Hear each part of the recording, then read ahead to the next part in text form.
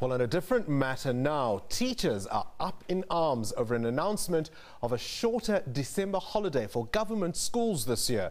Schools will close on December the 12th, 2018 and reopen on January the 9th next year. For pupils, while the last day for teachers will be the 14th of December, and they're expected back on the 7th of January.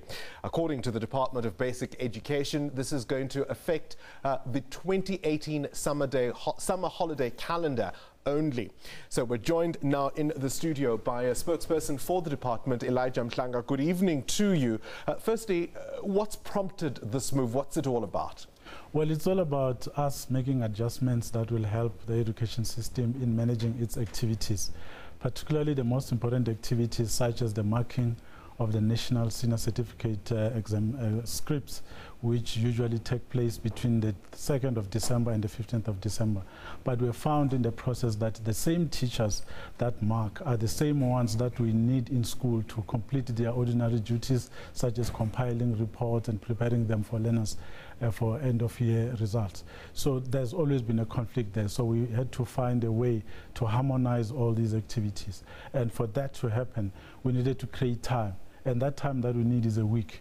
And for us to be able to get that time is to shorten the holiday this time and then recover it by opening schools first week of January, and then from there on the days will remain the same for the holidays. There have also been considerations around supplementary exams. How does that come into the picture? Well, the supplementary exams, that's another change that we are bringing in 2019 in the education sector, where we have decided to remove them completely from the calendar in February and March as they've been happening, and instead we have put in place a fully fledged examinations which will take place in May and June. And that will give people an opportunity to upgrade their scores or even rewrite subjects that you have failed but you're not satisfied with the marks.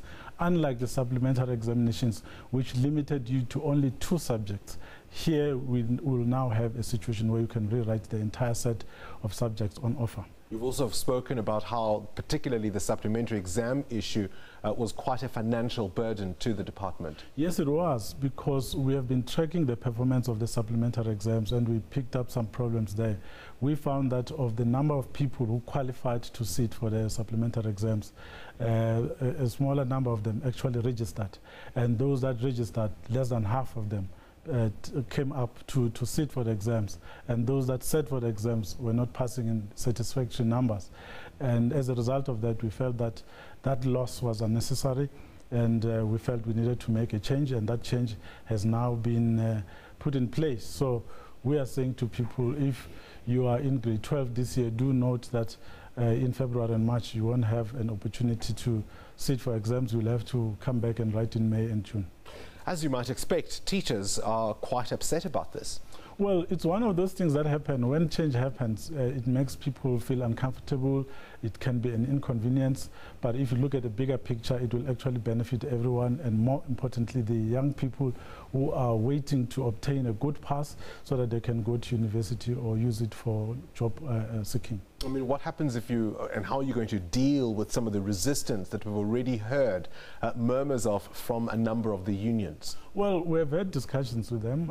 It's uncomfortable now because people had made arrangements for their holidays and other things, but we are saying to them, it's just once off. Please just go revise your plans, and from next year things will remain the same because we are doing this in the interest of the country, not just for us. It's something that has been bugging us for a number of years now.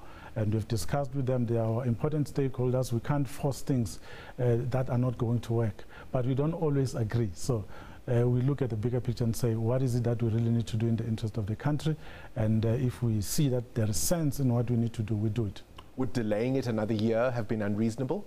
Yes, it would, because we've already made our case in Parliament. We presented this to the Portfolio Committee, which agreed with us. We presented this to our stakeholders as well. We can, people agree. They see the bigger picture. It's just that they also need to take into account the interest of their members or their stakeholders to say, how did you represent us when those discussions were taking place? So they need to express their views on this matter, but it doesn't mean that there's no goodwill. There is goodwill, and we all agree that we need the best for this country. Because to be fair, there are specific guidelines, for example, in terms of how many days of learning may take place per term, per calendar year. Absolutely. That's what we don't want to lose. It's 200 days. If they go down by 3, then it becomes a problem. It means we need to recover that somewhere else in some other way. We don't want to put more pressure on people using their weekends and school holidays.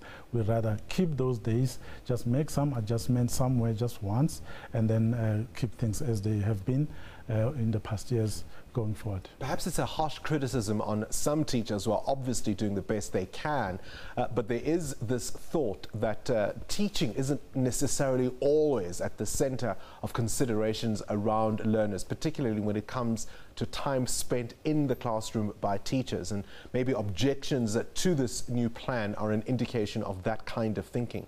Well, it shouldn't. As it is now, we lose a lot of time due to all sorts of things. Right now, before we spoke here, you were telling us about Northwest and the protests there, already 2 weeks lost.